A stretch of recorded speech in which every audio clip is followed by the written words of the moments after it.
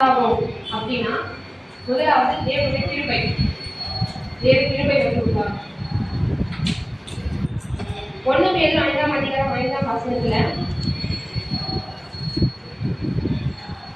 பெருமை உள்ளவர்களுக்கு தேவன் எதிர்த்து கொடுக்கிறார், தாழ்மை உள்ளவர்களுக்கு தேவன் கிருபை அளிக்கிறார் அப்படின்னு சொல்லி வசனம் சொல்லியிருக்கு.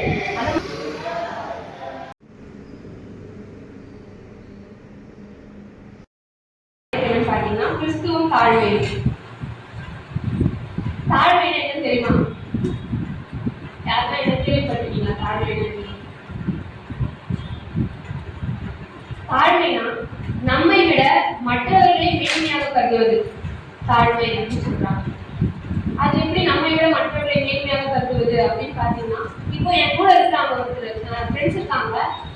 இப்போ எனக்கு வர ஒரு நன்மை எடுத்துட்டு நான் மட்டும் தான் அதை வந்து எடுத்துக்கணும் அப்படின்னு நினைக்காம என்னோட கூட இருக்கிற அவங்க வந்து எடுத்துக்கணும் அப்படின்னு நினைக்கிறதா அதை வந்து எனக்குதான் கிடைக்குது அப்படின்னு சொல்லி சந்தோஷப்படுறோம். நம்ம அது மாதிரி நினைக்காம நம்ம கூட இருக்கிறவங்க வந்து உயர்ந்த இடத்துல இருக்கணும் அப்படின்னு பார்த்துதான் தாழ்மை. நம்மை விட மற்றவர்களை மேன்மையாக கருதுவது தாழ்மை அப்படின்னு சொல்றோம்.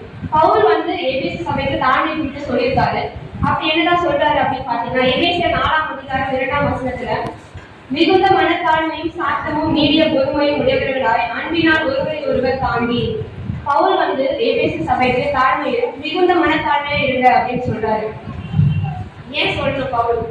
ஏன் வந்து எபேசு சபைக்கு தாழ்மை குறித்து வந்து சொல்லணும் அப்படின்னு பாத்தீங்கன்னா, நமக்கு முன்னாடி தெரிஞ்ச மாதிரி யூதர்கள் எபேசு சபையில வந்து யூதர்கள் புரட்டாதுன்னு சொல்லிட்டு 2 பேர் இருந்தாங்க. நிறைய பேர் அப்படின்னு பிரிக்கப்பட்டிருந்தாங்க. யூதர்கள் என்ன சொன்னாங்க, கிறிஸ்துவ நாங்களாம் பண்ணுவோம், கிறிஸ்தவர்களுக்கு தான் சொந்தம் அப்படின்னு சொல்லிட்டு விவாதம், ஒரு பெருமை, கலகனம், ஆணவம் கொண்டு இருந்தாங்க யூதர்கள். புரட்டாதிகளை வந்து எப்பவுமே வந்து ஒதுக்கி வச்சுட்டு இருந்தாங்க. நீங்க வந்து எப்பவுமே வரக்கூடாது சபைக்கு அப்படின்னு சொல்லிட்டு இருந்ததுனால அப்பதான் வந்து பவுல் என்ன சொல்றாங்கன்னா, இது எல்லாத்தையும் அவங்களுடைய பெருமையெல்லாம் வந்து உடைக்கிறதுக்காக தான் பவுல் என்ன சொல்றாருன்னா, அவங்களுக்கு நீங்க வந்து மனத்தாழ்மையா இருங்க அப்படின்னு சொல்லிட்டு பவுல் வந்து எபேசு சபைக்கு சொல்றாரு. அது வந்து வெறும் தாழ்மையை பத்தி சொல்லல, அவரு தாழ்மையா இருக்கு அப்படின்னு சொல்லிட்டு இல்லை, மிகுந்த மனத்தாழ்மையா இருக்க, நம்மளுடைய மனதுல வந்து எப்படி தாழ்மை இருக்கு, நம்ம மனதுல வந்து தாழ்மை இருக்க வேண்டும் சொல்றாரு அவரு.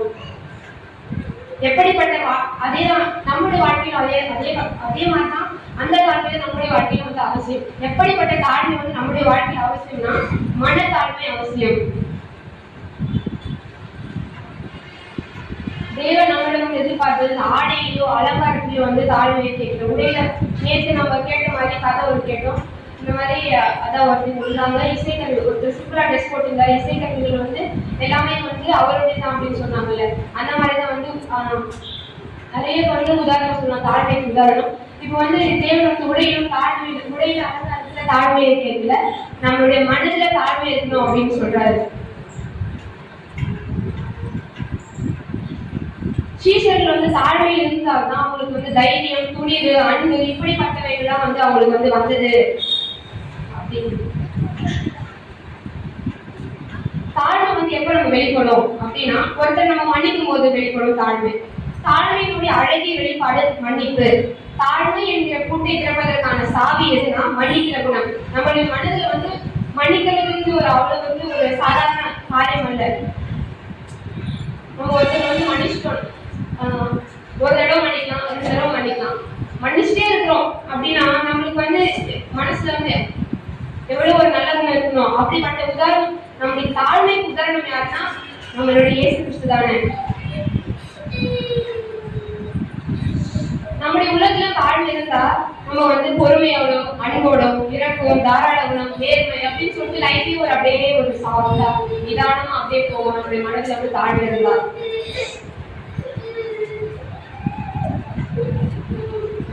எப்ப நம்ம மனசுல வந்து தாழ்மை இருக்கும் அப்படின்னு பார்த்தோம்னா, எப்ப நம்ம பாவம் செஞ்சேன், நான் பாவம் செஞ்சேன் அப்படின்னு சொல்லிட்டு தேவன் இடத்துல நம்ம வந்து ஒப்புக்கொண்டா, நான் இன்னைக்கு இந்த பாவம் செஞ்சேன்பா அப்படின்னு சொல்லிட்டு நம்ம வந்து முழு மனதோடு எப்ப நம்ம ஒற்றுக்கொள்கிறோமோ அப்போதுதான் நம்முடைய மனதில் வந்து தாழ்மை இருக்கும். நம்ம தாழ்மையை வந்து யாரிடத்துல கற்றுக்கொள்ள வேண்டும்னா, நம்ம வந்து தேவனிடத்துல தான் கற்றுக்கொள்ள வேண்டும். இயேசு கிறிஸ்துவிடம் தான் தாழ்மையை வந்து கற்றுக்கொள்ள வேண்டும். இயேசு கிறிஸ்து நம்மளுக்கு தாழ்மையை கற்றுக் கொடுக்கவே இந்த உலகத்தில் வந்து மனிதகுமாரனாக பிறந்தார். அவர் மரண பரியந்தம் தன்னை தாழ்த்தினார். லூக்கா 18ஆம் அதிகாரம் 14ஆம் வசனத்துல 2 பேர் ஆலயத்துக்கு போனாங்கல்ல, பரிசேயன் ஆயக்காரர் 2 பேர் போனாங்க. பரிசேயன் என்ன சொன்னாரு, காலேஜ் போயிட்டு நான் வந்து மத்தவங்கள மாதிரி இல்லை, நான் அவங்கள மாதிரி இல்லை, நான் வந்து நான் உங்களுக்கு ரத்தம் ஆக வைக்கிறேன், அப்புறம் உபவாசம் இருக்கு அப்படின்னு சொல்லிட்டு அவர் வந்து ஜாம பட்டு போயிட்டார் பரிசேயன். ஆயக்காரன் இருந்தாரு, இந்த மாதிரி பாவியாகி இனிமேல் இரக்கமாயிடும் அப்படின்னு சொன்னார். யாரோட ஜபத்தை கேட்டாங்க? தேவனுக்கு ஆயக்காரனோட ஜபத்தை தான் கேட்கணும். அதே போலதான் அவர் என்ன சொன்னாரு, நான் பாவம் செஞ்சுட்டேன்ப்பா, இனிமேல் இரக்கமாயிடும் அப்படின்னு சொல்லிட்டு அவர் வந்து மனசு உள்ள இருந்து பேசுறாரு அவரு. அதனால வந்து தேவன் அவரோட ஜபத்தை ஏற்றி கொண்டு அவரை வந்து ஆசீர்வதித்தார். எப்ப நம்ம பாவத்தை நம்ம ஒப்புக்கொள்கிறோமோ அப்பதான் நம்மளுடைய மனதில் வந்து தாழ்மை இருக்கும். ஒருத்தர் வந்து வந்து தேவன் வந்து தாழ்மையா பாவியா இருந்ததுனால அவர் வந்து சொன்னார் தேவன் கிட்ட. அதனால வந்து தேவன் வந்து அவருடைய பாவத்தை ஒப்புக்கொண்டதுனால தேவன் வந்து அவரை மன்னிச்சாரு. மத்தேயு 8ஆம் அதிகாரம் 5 முதல் 13 நம்ம ஒரு நூற்றுக்கு அதிபதி கதையை பார்க்கணும். நூற்றுக்கு அதிபதி என்ன பண்ணாருன்னா, இந்த மாதிரி வந்து அவர் வீட்டுல வந்து வேலைக்காரனுக்கு உடம்பு சரியில்லைன்னு சொல்லிட்டு அவரே வந்து ரொம்ப வந்து கஷ்டப்பட்டு இருக்காரு வேலைக்காரன். அவரே வந்து இந்த மாதிரி தேவனை பார்க்க வந்து இந்த மாதிரி நானே என்னுடைய வேலைக்காரனுக்கு உடம்பு ரொம்ப வந்து வேதனைப்படுகிறான், நீங்க வாங்க அப்படின்னு சொல்லுவாரு. அது ரொம்ப வேதனைப்படுகிறாங்க அப்படின்னு சொல்லுவாரு. இயேசு கிறிஸ்து நான் வரேன் அப்படின்னு சொல்லுவாரு. அதுக்கு அவர் என்ன சொல்லுவாருன்னா, இல்ல நான் வந்து என்னுடைய வீட்டுல நீங்க வரதுக்கு வந்து நான் தகுதி இல்லை, நான் பாத்திரம் நல்ல அப்படின்னு சொல்லுவாரு. இயேசு வேலைக்காரன் ஆரம்பிச்சுன்னா அங்க இருக்கிறவங்க யாருன்னா அனுப்பிக்கலாம். ஏன் வந்து அவரே வந்து தகுதினா நூற்றுக்கு அதிபதியே வந்து தேவனிடம் வந்து கேட்கிறாருன்னா, அவர் வந்து இயேசு கிறிஸ்து அந்த நூற்றுக்கு அதிபதியிடம் என்னத்தை வந்து பாக்குறாருன்னா தாழ்மையை வந்து பாக்குறாரு. தாழ்மைன்றது ஒரு வந்து வெற்றியினுடைய அடையாளம்.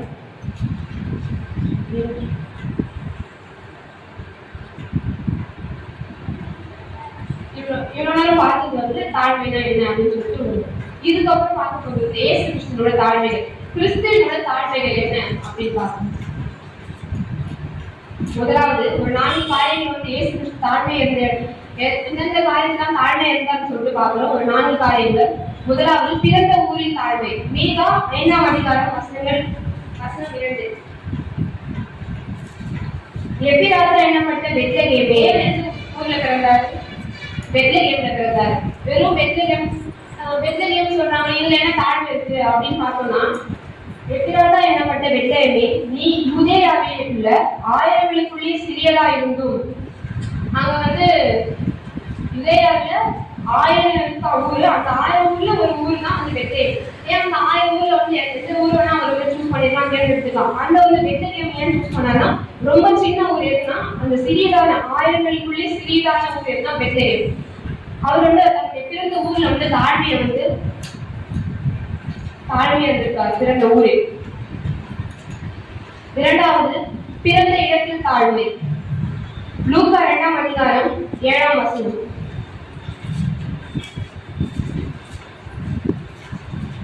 பிறந்த ஊரில் தாழ்மை வந்து பெத்லகேம் ஊர்ல பிறந்ததுனால பிறந்த ஊரில் தாழ்மை. பிறந்த இடத்துல தாழ்மை எந்த இடத்துல வீட்டுல பிறந்தாரா அப்படின்னு சொல்றதுனால பிறந்த இடத்துல தாழ்மை. லூக்கா 2ஆம் அதிகாரம் 7ஆம் வசனத்துல அவர் தன் முதற்பேரான குமாரனை பெற்று சத்திரத்திலே அவர்களுக்கு இடமில்லாதபடியால் பிள்ளையை துணிகளில் சுற்றி முன்னணியிலே கிடத்தினார். தேவன் வந்து நினைச்சிருந்தா ஒரு பெரிய அரண்மனையிலோ இல்ல வந்து வேற ஏதாவது வீட்டுல பிறந்திருக்காம, ஏன் வந்து அவர் வந்து அங்க சத்திரத்துல இடம் விட்டுனால அவர் வந்து ஒரு மாட்டுவத்துல அந்த முன்னணியில தானே அவர் வந்து எடுத்திருந்தாங்க. அவருடைய பிறந்த இடம் எப்படி பண்ணதா இருந்துச்சுன்னா தாழ்மையுடைய இடமாக தான் இருந்தது. இயேசு கிறிஸ்துவோட 2வது தாழ்மை தான் பிறந்த இடத்தில் தாழ்மை. மூன்றாவதாக தாம் வளர்ந்த மத்தேயு 4ஆம் அதிகாரம் 14ஆம் வசனம்.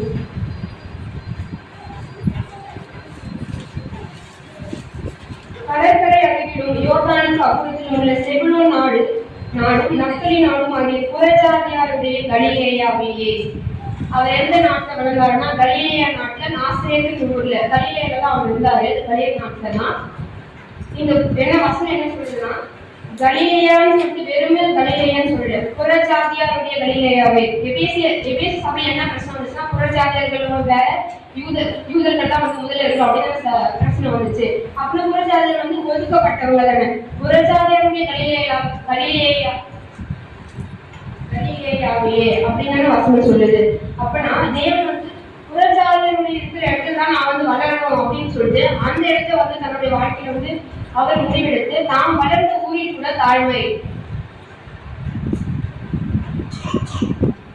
யூதர் அல்லாத புறஜாதிகள் இருந்த இடம் தான் அந்த கலிலேயா நாடு.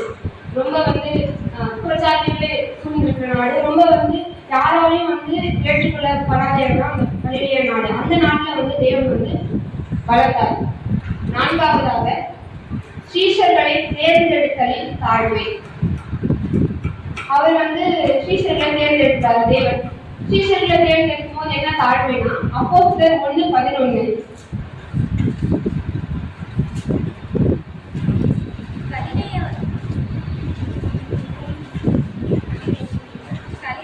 கலிலேயராகிய மனுஷரே, நீங்கள் ஏன் வானத்தை அண்ணாந்து பார்த்து இருக்கிறீர்கள்? உங்களிடத்திலிருந்து வானத்துக்கு எடுத்துக்கொள்ளப்பட்ட இந்த இயேசுவானவர் எப்படி உங்கள் கண்களுக்கு முன்பாக வானத்துக்கு எழுந்தருளி போனாரோ அப்படியே மறுபடியும் வருவார்.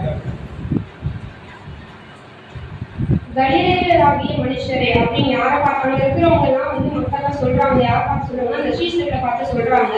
ஏன்னா இப்போ தேவன் வந்து மரித்து 3ஆம் நாள் உயிரோடு எழுந்திருந்து அவர் வந்து வானத்துக்கு ஏறி சென்றிருப்பார். அப்போ வந்து சீஷர்லாம் வானத்துக்கு வந்து அண்ணாந்து பார்த்துட்டு இருப்பாங்க. அப்போ வந்து அவங்க இருக்கிறவங்க சொல்றாங்க இந்த மாதிரி கலிலேயராகிய மனுஷரேன்னு சொல்லிட்டு அவங்க சீஷர்களை பார்த்து சொல்லுவாங்க. ஏன்னா இந்த மாதிரி வந்து சீஷர்களை எப்படி தேர்ந்தெடுத்தாருன்னா அவர் எந்த ஊர்ல வளர்ந்தாரோ அந்த நாட்டில் தான், எந்த நாட்டில் வளர்ந்தாரோ அந்த நாட்டில் தான் வந்து அவர் தேர்ந்தெடுத்தாரு. எப்படி பட்டங்களை தேர்ந்தெடுத்தாருன்னா, இந்த மாதிரி வந்து அவங்க ரொம்ப பெரிய பணக்காரங்களோ ரொம்ப உயர்ந்த படிப்பு சிறந்தவங்களோ அப்படிப்பட்டவங்க வந்து தேர்ந்தெடுக்கல அவரு. இந்த மாதிரி வந்து எதுக்கும் தகுதி இல்லாதவங்க அங்க இருக்கிற மனுஷர்களால ரொம்ப வந்து இவங்களாம் வந்து வருவாங்க, இவங்களாமா அப்படின்னு சொல்லிட்டு ரொம்ப கேவலமாக பேசப்பட்டவங்க, தகுதி இல்லாதவங்க, ரொம்ப எல்லாரும் வந்து ரொம்ப அவமானிக்கப்பட்டவர்களை தான் தேவன் வந்து யாரெல்லாம் வந்து தகுதி இல்லாதவங்க அப்படின்னு வந்து சொல்லப்பட்டாங்களோ அவங்களாம் தேவன் வந்து சீஷர்களாக தேர்ந்தெடுத்தார். இயேசு கிறிஸ்துவினுடைய தாழ்மைக்கு மொத்தம் 4: பிறந்த ஊரின் தாழ்மை, பிறந்த இடத்தில் தாழ்மை, தாம் வளர்ந்த ஊரின் தாழ்மை, சீஷர்களை தேர்ந்தெடுத்த தாழ்மை. நம்ம வந்து இயேசு கிறிஸ்து வந்து இயேசு கிறிஸ்து வந்து நம்முடைய வாழ்க்கையில அவர் இருந்த மொத்த வாழ்க்கை முழுவதுமே தாழ்மையாக இருந்தாரு. ஒரு 4 தாழ்மையை தான் வந்து நான் சொல்லியிருக்கேன். கடைசியாக தாழ்மை நமக்கு இருந்தா, இப்ப நான் தாழ்மையா இருக்கேன், என்னோட மனசுல தாழ்மை இருக்குன்னா என்னோட வாழ்க்கையில நன்மை உண்டாகும் அப்படின்னா முதலாவது தேவனுடைய கிருபை வந்து உண்டாகும். 1 பேதுரு 5ஆம் அதிகாரம் 5ஆம் வசனத்துல பெருமை உள்ளவர்களுக்கு தேவன் எதிர்த்து நிற்கிறார், தாழ்மை உள்ளவர்களுக்கு தேவன் கிருபை அளிக்கிறார் அப்படின்னு சொல்லி வசனம் சொல்றது. அந்த மாதிரிதான் நம்ம வந்து நம்ம மனசுல தாழ்மை இருந்தா தேவன் நமக்கு கிருபை அளிக்கிறார். 2வது உயர்வு, நம்முடைய வாழ்க்கை உயர்வு. தன்னை தாழ்த்துகிறவன் உயர்த்தப்படுகிறான். அந்த வசனத்தின்படி நம்முடைய மனதில் தாழ்வு இருந்தா கண்டிப்பா நம்ம தேவன் வந்து உயர்த்துவார். தேவனுடைய கிருபை நமக்கு இருந்தா, தேவன் கிருபை நமக்கு தந்தா கண்டிப்பா நம்ம வந்து ஒரு இடத்துக்கு ஒரு ஸ்டேஜ் நம்ம உயர்ந்தவர்களாக தான் இருப்போம் கண்டிப்பா. 3வதாக நல்ல உறவு. தாழ்வு நம்ம மனசுல இருந்தா, நம்ம மனத்தாழ்மையா இருக்கணும்னா, இப்போ வந்து நான் வந்து மனத்தாழ்மையா வந்து என்னோட சுத்தி இருக்கிறவங்க ஃப்ரெண்ட்ஸ் ஃபேமிலிலாம் பேசுறேன்னா என்னை சுத்தி இருக்கிறவங்க வந்து நான் வந்து எப்படி நடந்துக்கணும் அதே மாதிரி என்கிட்ட வந்துருப்பாங்க, அவங்க வந்து மற்றவங்க நடந்துப்பாங்க. அப்போ வந்து ஒரு ரிலேஷன்ஷிப் உருவாகுது, ஒரு சமூகம், நல்ல சமுதாயம், நல்ல உறவு வந்து நம்மளுக்கு கிடைக்குது. மனத்தாழ்வு நமக்கு இருந்தா ஒரு நல்ல உறவு நம்மளுக்கு கிடைக்கும். 3 காரியங்கள் நம்ம தாழ்மை இருக்கிறதுனால 3 காரியங்கள் வந்து 3 நன்மைகள் நம்மளுக்கு நடக்கும். தேவ கிருபை நம்மளுக்கு கிடைக்கும், உயர்வு கிடைக்கும், நல்ல உறவு நம்மளுக்கு கிடைக்கும். கடைசியாக தாழ்மையை தேவனை ஆராதிக்க வந்திருக்கிறனா தாழ்மையோட அவர் சமூகத்தில் பயணிப்போமாக. தேவன் தாமே இந்த வார்த்தையை சொல்லித்தராராம்.